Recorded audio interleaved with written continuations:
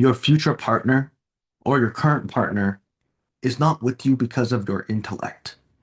They're not with you because you can problem solve and help them practically deal with life. Sounds kind of funny because, of course, you should do that and it's helpful and we're all in it together, mutual support, of course. But when someone is, let's say, angry or depressed, what actually helps them, or even just confused, anxious, right? What actually helps them, triggered, right? In all of these scenarios, besides the general life where you're supporting each other, in scenarios like that, if they want to problem solve, that first of all, they need to calm down into so that part's not even time yet. So later when that time comes and it's problem solving time, there's ChatGPT, there's Google, there's AI. They're not with you to solve problems. But there is one thing you can give them that is so special and so unique to your relationship and beautiful, and that's feeling for them. If you can feel for your partner, just imagine yourself. Someone is feeling for you. They feel your stress. They don't understand it logically, trying to fix it. No, they feel it and they're talking to you and they're connecting with you.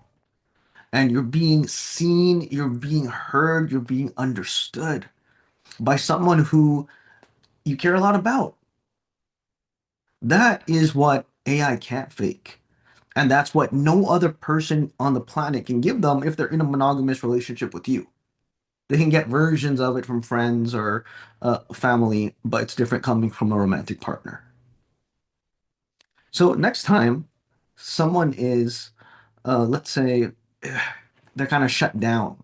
Actually, this is from a couple session I had earlier today, and but I've seen it 100 times. And there's a situation where one of the partners is shut down. In this example, he's like on the couch. And after a while, when you seeing your partner like that, it kind of sucks. We're all human.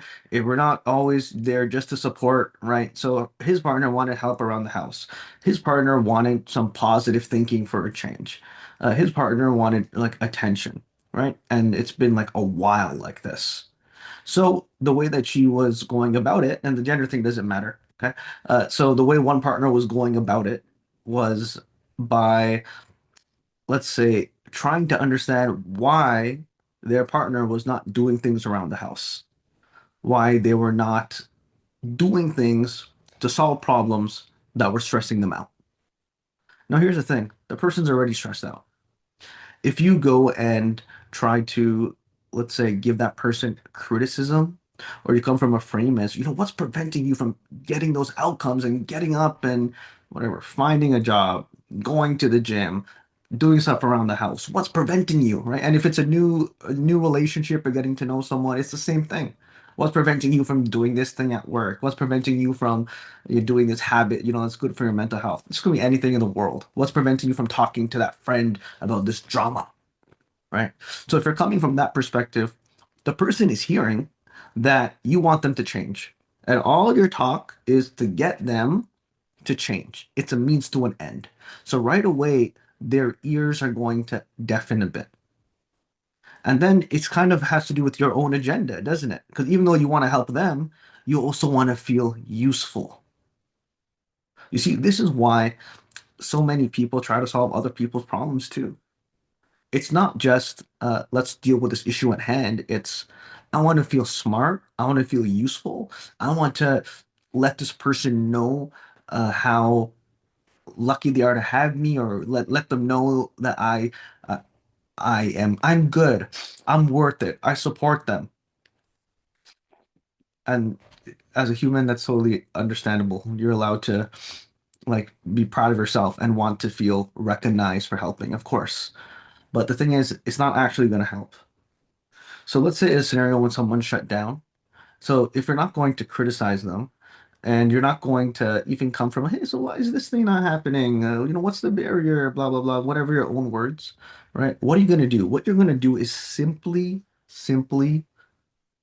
just listen and care, make eye contact, parrot back what they say, wait for a time when they're ready to talk. Don't just jump on them, say, "Hey, let's talk. How are you feeling?" Be like, "Hey, do you feel like talking? Let's talk later at this time or this place or after a bit," so they can emotionally prepare. Because if someone's under a lot of stress, just having a conversation out of nowhere, especially when there hasn't been any precedent of having these conversations, right? These are full-on supportive conversations, full of positivity, and authentic positivity. Of course, that person's gonna assume it's gonna be negative, or it's gonna be like, "There's another problem with them.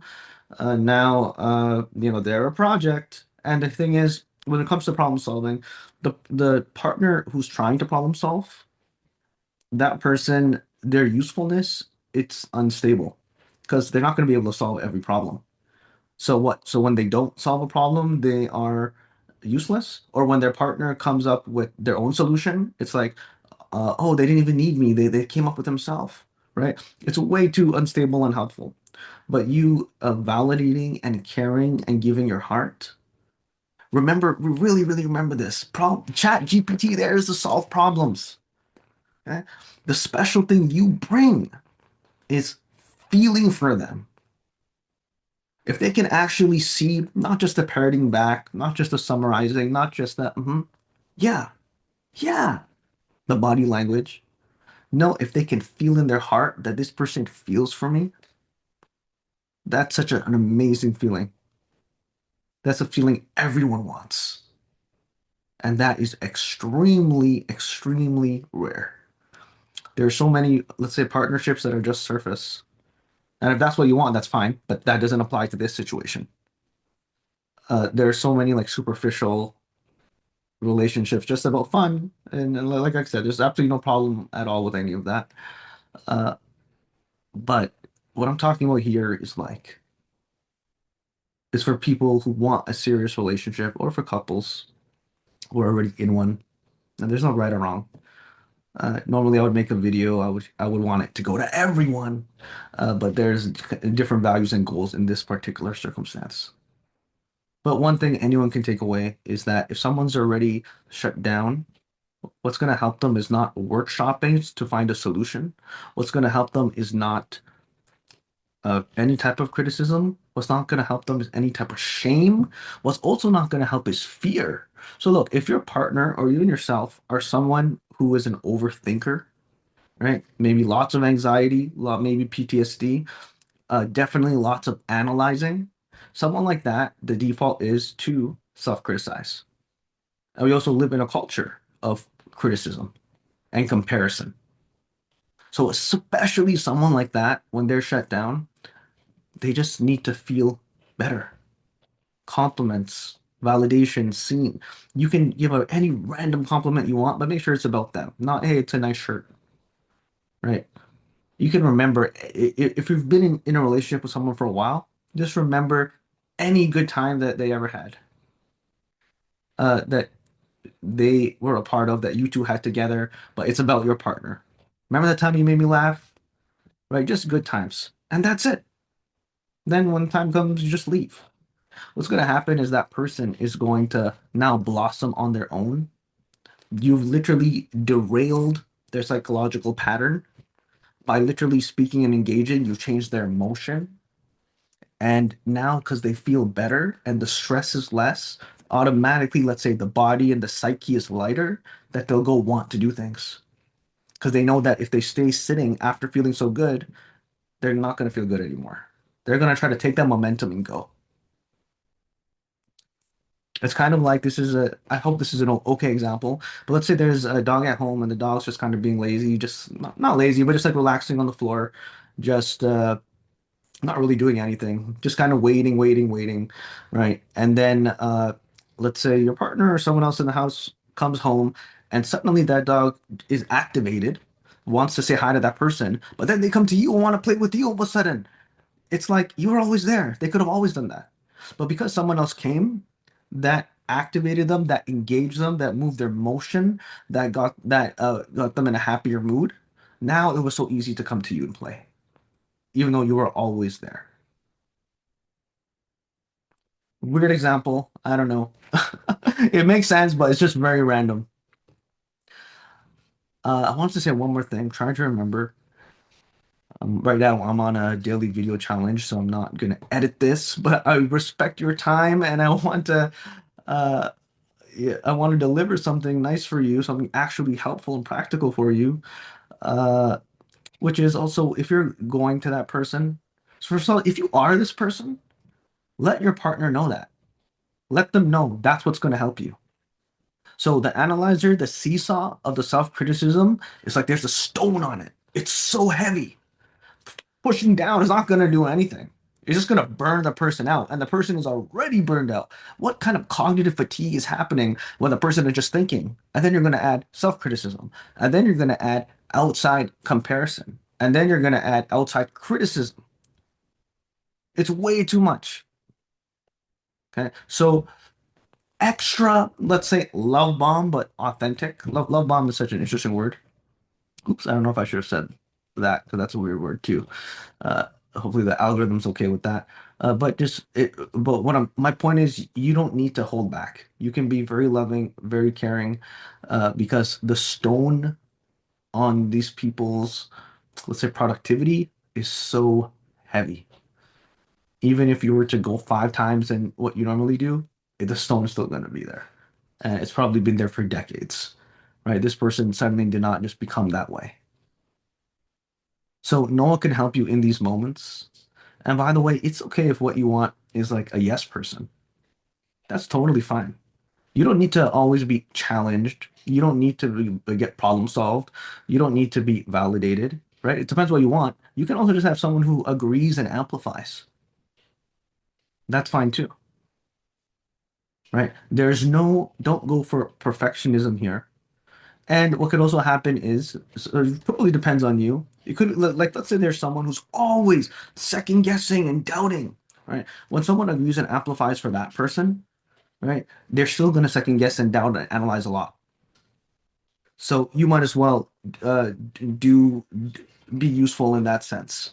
But the thing is, this is not like a secret. They know that you're agreeing and amplifying because that's what they want. And if it does bother you, or if you're afraid of someone kind of just lying to you all the time, positive gaslighting, even though it has your consent, then you can bring this up at a later time, not then at a time where there's more peace and fun. Any type of couple, you should be doing couple meetings. If you're single and you're gonna meet someone, you got to set time aside for challenging conversations. Because if you do it when one of you are down or anxious, it's not gonna go well. If you do it when you're happy, you're just gonna crash the state. So that's all for today. Always here, always here to talk about whatever you want. Wishing you positivity, wishing you momentum, wishing you self-love and love to your current partner or your future partner. The kind of love that helps to empower both of you and helps you to merge and rise. Wow, I am not a good poet. Let's crash all of that. But have a great day. Thank you.